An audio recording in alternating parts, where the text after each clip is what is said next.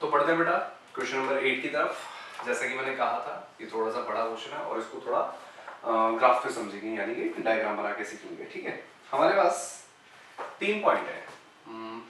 3 point है, A B और सी। ये कोलिनियर है। ये हमें सबसे पहले तो प्रूव करना है ना। शो दैट, हाँ ये सबसे पहले प्रूव करना है कि ये तीनों कोलिनियर है। यानी कि ए पॉइंट है हमारे पास, क्या है भाई ये पॉइंट, ये है 1 -2 8, 1 -2 -8। फिर बी पॉइंट है, बी हमारे पास जो पॉइंट है वो है 5 0 -2, 5 0 -2। ठीक है, और सी जो पॉइंट है वो हमारे पास है 11 3 7, 11 3 और 7।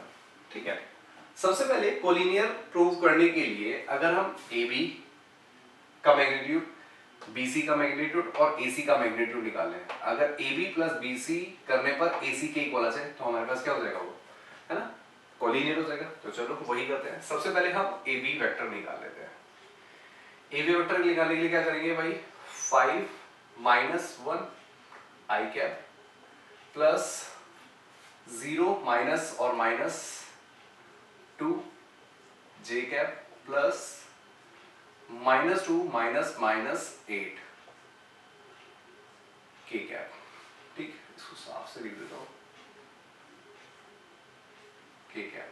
ठीक, तो ये हमारे पास आ जाएगा बच्चों 5 4 I cap plus 2 J cap और ये हो जाएगा प्लस 6 K कैप प्लस 6। ठीक है, उसके बाद निकालते हैं BC।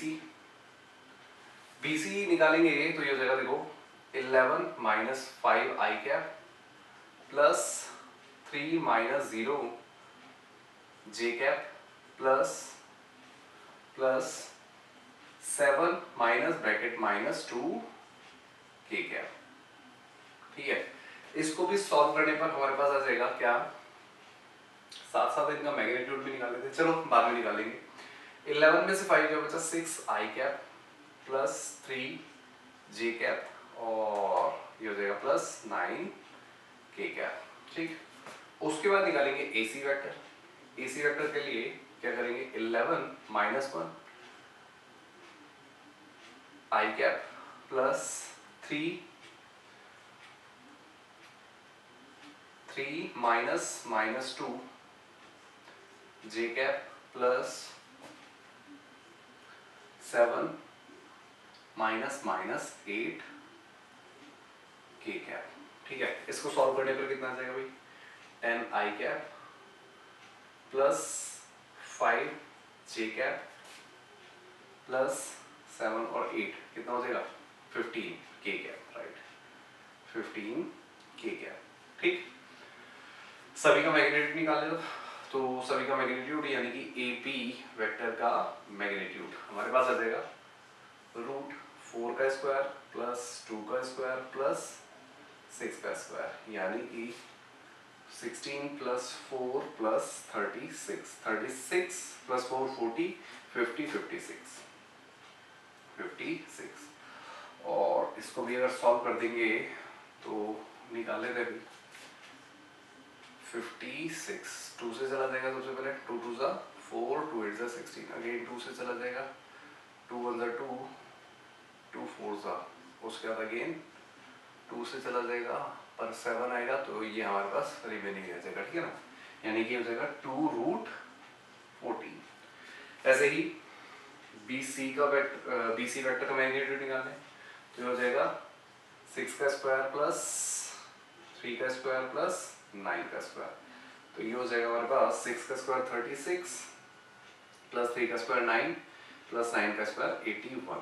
तो ये हमारे पास हो जाएगा 36 90 90 90 100 110 120 126, ये हो जाएगा 126।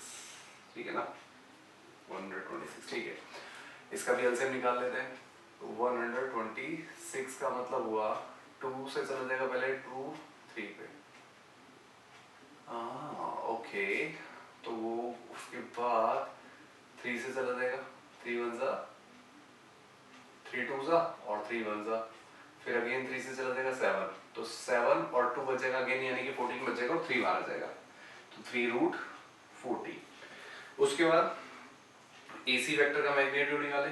AC वेक्टर का मैग्नीट्यूड क्या होगा भाई, ये होगा 10 का स्क्वायर प्लस 5 का स्क्वायर प्लस 15 का स्क्वायर, यानी कि 10 का स्क्वायर 100 प्लस 5 का स्क्वायर 25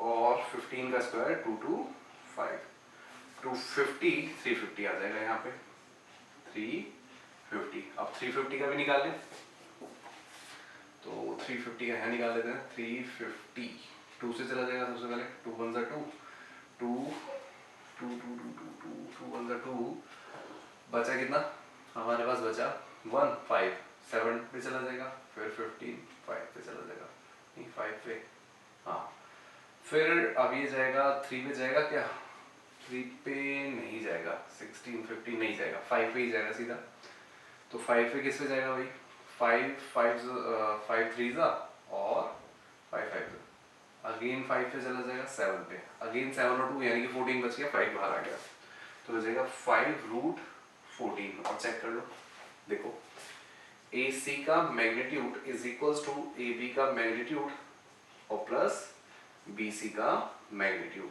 ठीक है। फर्स्ट चीज हमारी हो गई क्लियर। उसके बाद क्या कहता है, उसके बाद इसमें एक और क्वेश्चन कहता है find the ratio in which B divides AC, ठीक है।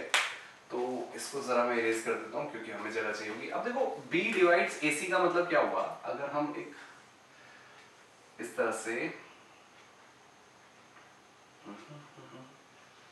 और ये इसको थोड़ा सा ऊपर बना लेते हैं ताकि थोड़ा सा इजी हो जाए ना, ये हो गया है ना, ये ज्वाइन कर दिया हमने, ये ज्वाइन कर दिया और ये ज्वाइन कर दिया, बेसिकली तो वेक्टर से ही मतलब है ना। अब वेक्टर में हमने फॉर्मूला पढ़ा था, हम मान लेते हैं रेशियो जो है m रेशियो n जो है वो है k रेशियो 1, ठीक है। अब हमने फॉर्मूला जो पढ़ा था देखो, ये हमारे पास होगा a वेक्टर, ये हमारे पास होगा b वेक्टर और ये होगा हमारे पास c वेक्टर। अब ये वेक्टर डिवाइड कर रहे हैं है ना, तो इसका मतलब ये वाला जो वेक्टर है, देखो वेक्टर जो हम निकालते हैं b vector is equals to क्या होगा 1 k into c vector plus 1 into a vector upon में k प्लस 1, गॉट इट। तो b वेक्टर कितना हो जाएगा भाई, डायरेक्ट ही निकालोगे ना, ये तो डायरेक्ट ही आ जाएगा, देखो 0 5 माइनस 0 समथिंग है ना, तो ये जाएगा 5i cap minus 2 k cap. पता है या नहीं पता, एक बार बता दूं, देखो ना OB वेक्टर निकालना है बेसिकली B वेक्टर के लिए, और OB वेक्टर के लिए हम क्या करेंगे, देखो 5 माइनस 0 है ना i cap plus 0 minus 0 j cap और plus minus 2 minus 0 k cap, क्योंकि इसमें सेकंड तो 0 ही है, तो बात समझेंगे 5 0 और ये बस आ गया, right. Is equals to k की वैल्यू हमें नहीं पता, k को k ही रहने देते हैं। अब c वेक्टर कितना होगा, देखो यही तीनों पॉइंट आ जाएंगे है ना, 11i plus 3j plus 7k और प्लस 1 के साथ मल्टीप्लाई करें तो सेम ही रहेगा, यानी कि i cap minus 2j cap और माइनस 8k कैप, ठीक, अपॉन k प्लस 1 आ जाएगा, ओके। यहाँ पे शायद थोड़ी सी जगह मेरे को लेनी पड़े तो वो भी ले लूंगा। तो देखो ये इधर मल्टीप्लाई हो जाएगा, यानी कि 5i cap minus 2k cap into k plus 1 हो जाएगा है ना। और यहाँ पे भी देखो इन सबको अगर प्लस करेंगे तो ये किसके इक्वल हो जाएगा भाई, देखो ये हो जाएगा 11k और प्लस 1, यानी कि 11k प्लस 1 आई कैप है ना, देखो ना ये इससे मल्टीप्लाई होगा और यहाँ पे 1 है, ठीक। ऐसे ही फिर k इससे मल्टीप्लाई होगा तो यानी कि हो जाएगा प्लस 3k और ये -2 यहां से आ जाएगा इंटू जे कैप, और ऐसे ही फिर k एक बार 7 से मल्टीप्लाई हुआ यानी कि plus 7k minus 8k cap, ठीक है। और जब इसको इससे मल्टीप्लाई करेंगे तो देखो कितना आ जाएगा भाई। सबसे पहले k को ऐसे करेंगे, 5k को दोनों पे मल्टीप्लाई कर देते हैं ना। सबसे पहले इसको इससे कर देते हैं यानी कि 5k प्लस 5 आई कैप माइनस, बाहर रखते हैं माइनस, अच्छा मल्टीप्लाई अगर बाहर रखेंगे तो ये हमारे पास आ जाएगा 2k प्लस 2 जे कैप, है ना। और same 11k cap plus 1 I cap and so on, यही चीज एज इट इज आ जाएंगे, लिख लेना। तो देखो i को i से कंपेयर करेंगे यानी कि ये हमारे पास आ गया 5k plus 5 is equals to 11k plus 1, ये k कैप नहीं है बेटा, ये सिर्फ k है, ठीक है। इसको ठीक कर लेना। अब इसको सॉल्व करने पर हमारे पास आ जाएगा 5k minus 11k is equals to 1 minus 5, और ये हमारे पास आ जाएगा minus 6k is equals to 4, और k की वैल्यू आ गई माइनस में ना, माइनस से माइनस कट गया, और k की वैल्यू आ गई 4/6 और ये कट गया तो 2/3, यानी कि रेशो हमारे पास कितना आ जाएगा, ये जो रेशो था m ratio n is equals to 2/3 आ जाएगा आंसर, ठीक है बच्चों। तो pause the video, note it down, फिर बढ़ते हैं क्वेश्चन नंबर 9 की तरफ। तो बढ़ते हैं बेटा क्वेश्चन नंबर 9 पे। क्वेश्चन नंबर 9 में क्या कहता है, कह रहा है find the position vector of r vector which is divide the line joining two points p and q whose position vector हमें गिवन है, अभी लिख देता हूं। यानी कि पोजीशन वेक्टर यानी कि OP vector is equals to 2a plus b vector given है, और OQ वेक्टर, पोजीशन वेक्टर तो O से ही काउंट होते हैं ना, तो वो हमारे पास है a minus 3b is equals to a vector minus 3b vector, ठीक है। और कोई एक r पॉइंट है जो इनको एक्सटर्नली डिवाइड कर रहा है। एक्सटर्नली डिवाइड करने के लिए क्या करते हैं, एक पहले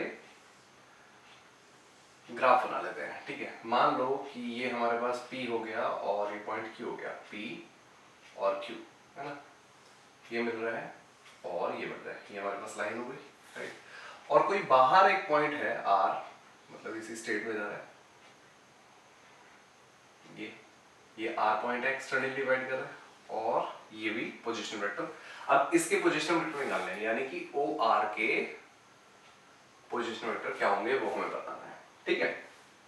तो देखो ये तो डायरेक्टली हमें फॉर्मूला पता है कि अगर डिवाइड कर रहे हैं तो एक्सटर्नली की क्या हो जाएगा, OR vector is equals to, ratio भी हमें गिवन होना चाहिए, रेशो है एक्सटर्नली डिवाइडिंग रेशो 1 रेशो 2, तो ये है m ratio n is equals to 1 ratio 2, ठीक।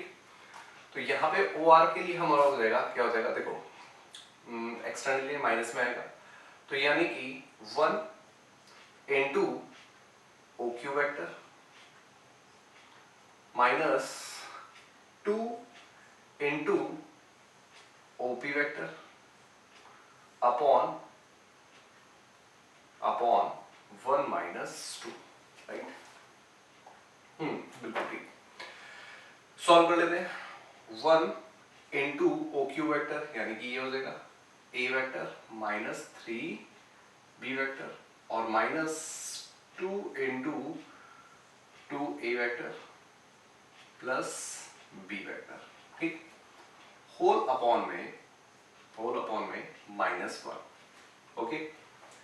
अब हमारे पास वैल्यू हो जाएगी, देखो A cap O A vector minus 3B vector, minus है, ये हो जाएगा -4A vector minus plus minus 2B vector, whole upon में -1। सॉल्व कर देते हैं, ये आ जाएगा हमारे पास -3A वेक्टर और 2 प्लस 3 -5, 5 बी वेक्टर अपॉन में -1, और -1 है ऊपर जाकर मल्टीप्लाई कर देंगे तो ये बेसिकली क्या हो जाएगा, मतलब -1 से पूरी इक्वेशन को मल्टीप्लाई कर देंगे तो ये जाएगा 3 ए वेक्टर प्लस 5 बी वेक्टर। ठीक है, ये हमारा आंसर आ गया, यानी कि ओ आर वेक्टर आ गया। अभी क्वेश्चन यहाँ पे खत्म नहीं होता, इसके आगे क्वेश्चन और भी है। क्वेश्चन में क्या कह रहा है, also show that P is the mid point of R Q. देखो P को मिड पॉइंट बताना है, यानी कि ये रेशो 1:1 होगा, है ना। इसका मतलब अगर OP वेक्टर है ना इक्वल आ जाता है डिवाइड करने पर, मतलब इन दोनों को डिवाइड करने पर, यानी कि OR vector plus OQ vector, इनको प्लस करके 2 से डिवाइड कर दे, मिड पॉइंट का मतलब तो ये होगा। अगर ये OP के इक्वल आ जाता है, क्या आ जाता है, ये OP के इक्वल आ जाता है, तो हमारा आंसर मतलब रेशियो जो है 1:1 ही हो जाएगा। तो चेक कर लेते हैं भाई, 3A vector plus 5B vector plus A vector -3B vector whole upon में 2। सॉल्व कर लेते हैं, ये हो जाएगा 3 + 1 4 A वेक्टर अपॉन 2 प्लस 5 यानी कि 2B अपॉन 2, ये 2 से 2 कट गया, ये 2 से 4 कट गया 2 पे, तो आ गया 2A vector plus B vector और is equals to OP vector, है ना। तो हैंस प्रूव्ड। ठीक है बच्चों, तो pause the video, note it down, फिर बढ़ते हैं क्वेश्चन नंबर 10 की तरफ। तो बढ़ते हैं बेटा क्वेश्चन नंबर 10 की तरफ। क्वेश्चन नंबर 10 में क्या कह रहा है, पढ़ते हैं। The two adjacent side of a parallelogram are, two adjacent side हम उनको A वेक्टर मान लेते हैं क्योंकि वेक्टर की फॉर्म में। सबसे पहले ये 2i - 4 2 - 4 5, यानी कि 2i cap -4j cap plus 5k cap, और ऐसे ही B वेक्टर जो है वो है 1 - 2 - 3 i cap -2j cap -3k cap. ठीक, एडजेसेंट साइड है। उसके बाद कहता है find the unit vector parallel its diagonal. देखो पैरेललोग्राम में सबसे पहले पैरेललोग्राम बना लेते हैं हम। टू एडजेसेंट साइड मान लो, एक ये हो गई, एक ये हो गई, ये हो गया A वेक्टर और ये हो गया B वेक्टर, और इसी के पैरेललोग्राम तो पूरा ही बनाना पड़ेगा ना। इसी के पैरेलल ये लाइन आ जाएगी और इसी के पैरेलल ये लाइन आ जाएगी, यानी कि ये A वेक्टर और ये B वेक्टर। और वैसे भी हमें पता है जो डायगोनल होता है वो जो है ना A vector plus B vector होता है ना। और इसके पैरेलल बनाने के लिए क्या करेंगे, इसका यूनिट वेक्टर निकालेंगे। अभी तो किए इसके जैसे क्वेश्चन, तो चलो इसको हम पूरे को ही मान लेते हैं C वेक्टर। ठीक है, तो C वेक्टर निकाल लेते हैं। C वेक्टर हो जाएगा A vector plus B vector, तो A वेक्टर हो गया 2i cap -4j cap plus 5k cap plus i cap -2j cap -3k cap. ये आ जाएगा 2 + 1 3 i cap -4 -6 j cap plus 5 -3, मतलब कि 2k कैप। ये तो हमारे पास आ गया C वेक्टर। ठीक है, अब इसका पैरेलल एक और वेक्टर निकालना है, तो हम क्या करेंगे, C कैप निकाल लेंगे। C कैप के लिए क्या होता है, C वेक्टर अपॉन में C का मैग्नीट्यूड, तो वही कर देते हैं भाई। 3i cap -6j cap plus 2k cap whole upon में √3 का स्क्वायर प्लस -6 का स्क्वायर प्लस 2 का स्क्वायर।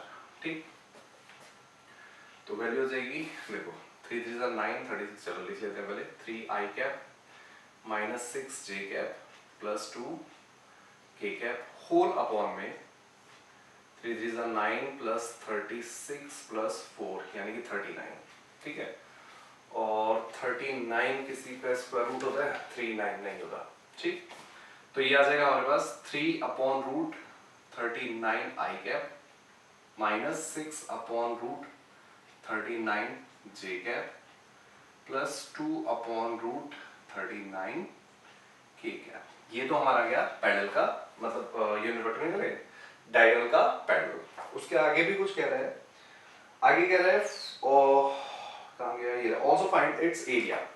देखो एरिया फाइंड करने के लिए हमने पढ़ा है area of parallelogram is equals to magnitude of A vector cross B vector कर देंगे तो आ जाएगा, ठीक है।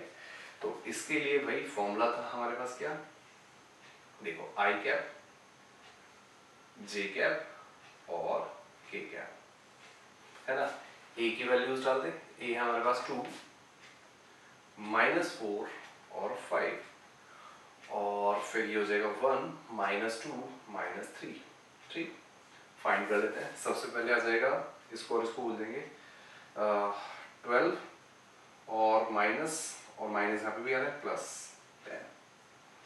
आई कैप, देखो दिस इनटू दिस, प्लस का 12 और माइनस माइनस प्लस, ठीक है। तो ये आ गया, और एक माइनस जे में तो आएगा ही आएगा, सबसे पहले माइनस लगा देते हैं। इसको और इसको बोल देंगे दिस इनटू दिस, -6 और -5, -6 और -5, -11 और -11 और माइनस यहाँ पे ऑलरेडी है तो प्लस। अच्छा मैंने पूरा ही नहीं लिखा, ठीक है ऐसा कर देते हैं भाई, पूरा ही कर देते हैं, है ना, मतलब पूरा लिख लेते हैं उसके बाद आगे सॉल्व कर लेंगे, क्योंकि यहाँ पे ऐसे ही कर दिया ना। This into this, -6 -5 J cap, ठीक। उसके बाद इसको और इसको बोल देंगे दिस इनटू दिस प्लस -4 और माइनस माइनस +4 के कैप, ठीक। जब इसको सॉल्व करेंगे तो आ जाएगा 22 आई कैप, है ना, और ये तो हो जाएगा A क्रॉस B, ठीक है। 22 और ये हो जाएगा +6 11 जे कैप और ये हमारा कट गया 0, ठीक है। अब आगे बढ़ते हैं, इसका मैग्नीट्यूड निकाल लेते हैं, A क्रॉस B का मैग्नीट्यूड। तो मैग्नीट्यूड निकालने के लिए क्या करेंगे भाई, 22 का होल स्क्वायर प्लस 11 का होल स्क्वायर। 22 का स्क्वायर होता है 44, यानी कि ये हो जाएगा आपका 484 प्लस 121, है ना।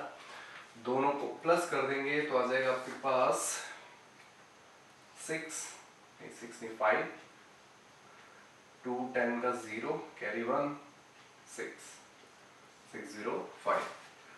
डिवाइड करके देख लेते हैं भाई, किसी पे आता है तो यहाँ पे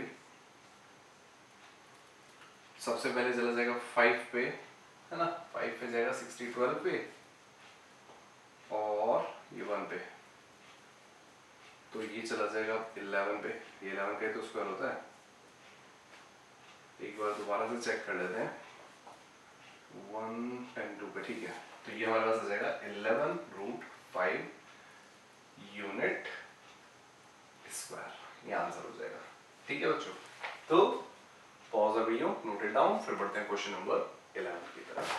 तो बढ़ते हैं बेटा क्वेश्चन नंबर 11 की तरफ।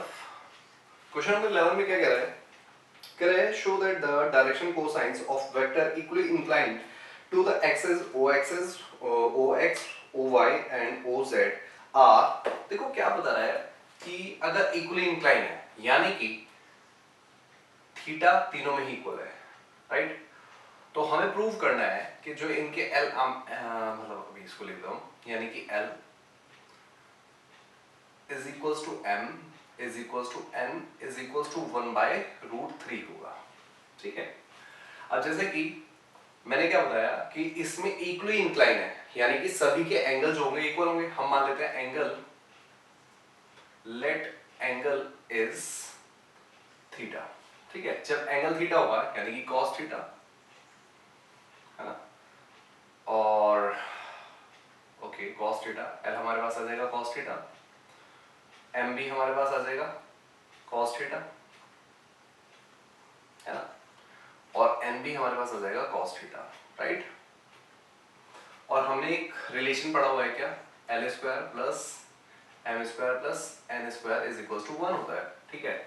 तो यानी कि cos square theta plus cos square theta plus cos square theta is equal to 1 हो जाएगा, और ये हो जाएगा 3 cos square theta is equal to 1 और cos theta is equal to √1/3 और ये हमारे पास आ जाएगा 1/√3 हैंड्स प्रूव्ड। ठीक है बच्चों, तो बढ़ जाते हैं क्वेश्चन नंबर 12 की तरफ भी। क्वेश्चन नंबर 12 में क्या कहता है, कह रहा है ए वेक्टर, बी वेक्टर और सी वेक्टर, हमें तीनों वेक्टर दिए हुए हैं, क्या क्या दिए हुए हैं वो लिख लेते हैं अभी। Find a vector D which is perpendicular to, हमें क्या फाइंड करना है, देखो डी वेक्टर फाइंड करना है, ठीक है, which is perpendicular to A and B and C dot D is equal to 15 है। हमें ई वेक्टर गिवन है भाई, लिख लेते हैं पहले। ए वेक्टर है हमारे पास 1 4 2 i cap plus 4 J cap plus 2 के कैप, ठीक। और ऐसे ही बी वेक्टर जो हमें गिवन है वो है 3 - 2 7 3 आई कैप माइनस 2 जे कैप प्लस 7 के कैप, ठीक, ठीक है ना, हाँ बिल्कुल ठीक है। और सी वेक्टर है 2 - 1 4 और सी वेक्टर जो है वो है 2 i cap minus J cap plus 7 नहीं 4 के कैप, ठीक है। अब देखो एक डी वेक्टर है, हम डी वेक्टर को मान लेते हैं, डी वेक्टर जो है उसको मान लेते हैं एक्स आई कैप प्लस वाई जे कैप प्लस जेड के कैप, ठीक है। बेसिकली हमें ये डी वेक्टर फाइंड करना है और हमें क्या प्रॉपर्टी दे रहा है, देखो ए और बी पे डी परपेंडिकुलर है, यानी कि ए डॉट बी करूंगा, सॉरी ए डॉट डी करूंगा तो मेरे पास 0 के इक्वल आ जाएगा, है ना। तो इसी से अगर मैं सॉल्व करूं, देखो ए यानी कि ए हमारे पास है आई कैप प्लस 4 जे कैप प्लस 2 के कैप को मल्टीप्लाई कर दूं किससे, एक्स आई कैप प्लस वाई जे कैप प्लस जेड के कैप इज इक्वल टू 0 आ जाएगा, है ना। और ये हमारे पास आ जाएगा, देखो क्या आ जाएगा, आई को आई से करेंगे 1 हो जाएगा, यानी कि x plus 4y plus 2z is equal to 0। ये हमारे पास फर्स्ट इक्वेशन हो गई, ठीक है।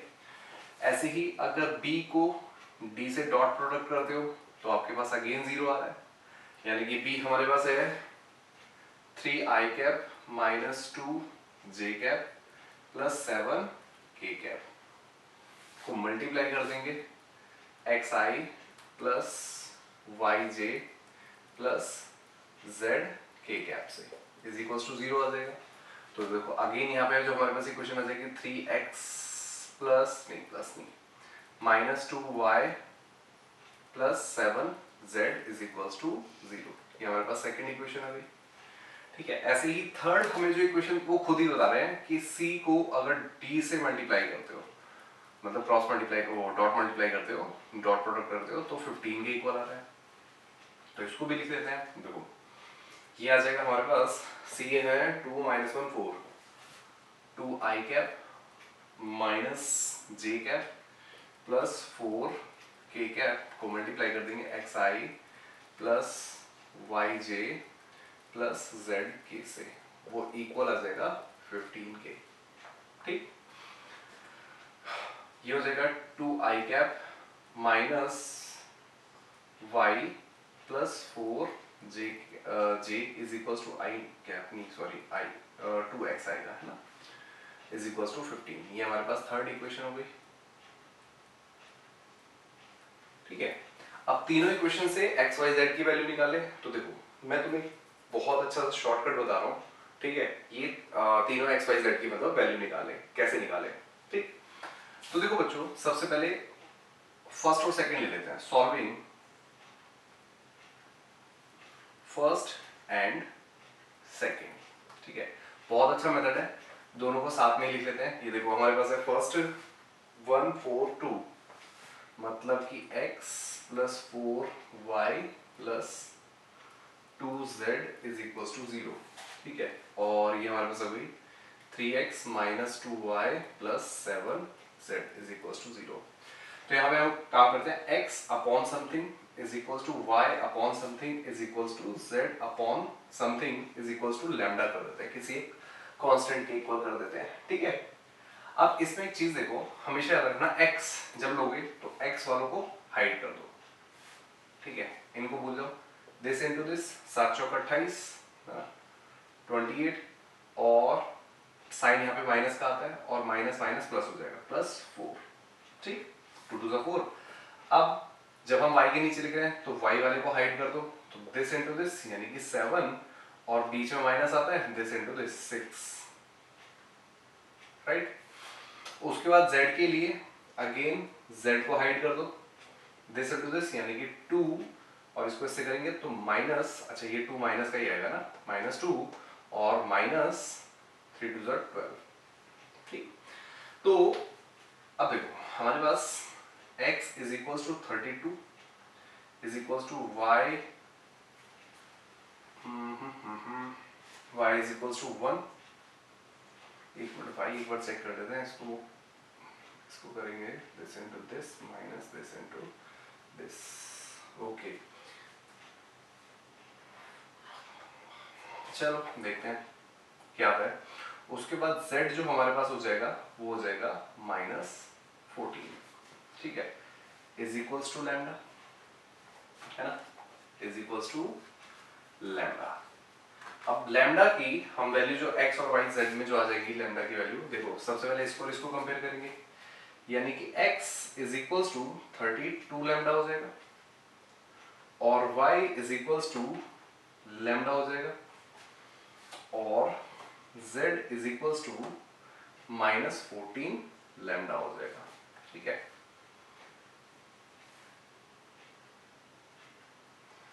और इसमें एक चीज मिसिंग है, देखो फर्स्ट वाला प्लस, सेकंड वाला माइनस और थर्ड वाला प्लस, यही बोल रहा था, बस आ गया यार, ठीक है। तो यहाँ पे माइनस का लैम्डा हो जाएगा, ठीक। अभी लैम्डा की वैल्यू होगी, ये हमारे पास इक्वेशन आई, एक्स वाई जेड में इनकी वैल्यूज पुट कर दो, ठीक है। तो देखो ये है 2 इंटू एक्स की वैल्यू 32 लैम्डा प्लस नहीं माइनस y हमारे पास हो जाएगा माइनस लैम्डा, ठीक है। अब देखो ये y दोबारा से बता रहा हूँ कैसे है, फर्स्ट प्लस सेकंड माइनस फिर थर्ड प्लस, ऐसे चलता है, ठीक है, जैसा हम मैट्रिक्स डिटरमिनेंट्स में पढ़ते थे, ठीक है। प्लस 4 इंटू जेड के प्लेस पर जाएगा -14 लैम्डा इज इक्वल्स टू 15 हो गया, है ना। लैम्डा की वैल्यू निकाल लेते हैं भाई, लैम्डा की वैल्यू तो आ जाएगी 32 160 lambda minus minus plus lambda और माइनस कितना आ जाएगा भाई, ये आ जाएगा आपके पास 56 आई थिंक, नहीं ये गलत लिख दिया मैंने, 64 आएगा, 64 और ये हो जाएगा -56 लैम्डा इज इक्वल्स टू 15 और 60 यहाँ पे हमारे पास बचेगा, देखो 65 और 56 9 लैम्डा इज इक्वल्स टू 15 और लैम्डा की वैल्यू हो गई 15/9 और ये कट जाएगा यानी कि 5/3 पे, ठीक है। तो लैम्डा की वैल्यू हो गई, ठीक। एक्स वाई जेड में इसको पुट कर दो, यहां पे कर देता हूं, बल्कि यहां पे भी थोड़ा सा स्पेस ले लो, है तो ठीक। देखो एक्स हमारे पास था कितना 32 लैम्डा, 32 इंटू लैम्डा की वैल्यू 5/3, तो ये आ जाएगा हमारे पास 160/3, है ना, ओके। y के लिए हम क्या करेंगे, y के लिए हम करेंगे -5/3 और z के लिए हम क्या करेंगे अभी, z के लिए -14 इंटू 5/3, तो यानी कि ये आ जाएगा 70 -70/3, ठीक। अब इक्वेशन में पुट कर दो, d आपके पास क्या था भाई, इधर ना xi plus yj plus z put कर देते हैं, तो यहाँ पे जो इक्वेशन आएगी देखो d इज इक्वल्स टू, सब में से 1/3 कॉमन ले लेते हैं, 1/3 अंदर बचेगा 160 i cap plus 5j cap plus t, अच्छा दोनों ही माइनस आएंगे, है ना, क्योंकि इसमें भी माइनस है और इसमें भी माइनस है, तो 70 के कैप कंप्लीट। तो ये हमारे पास आंसर हो जाएगा। ठीक है बच्चों, तो pause the video, note it down, फिर बढ़ते हैं क्वेश्चन नंबर 13 की तरफ।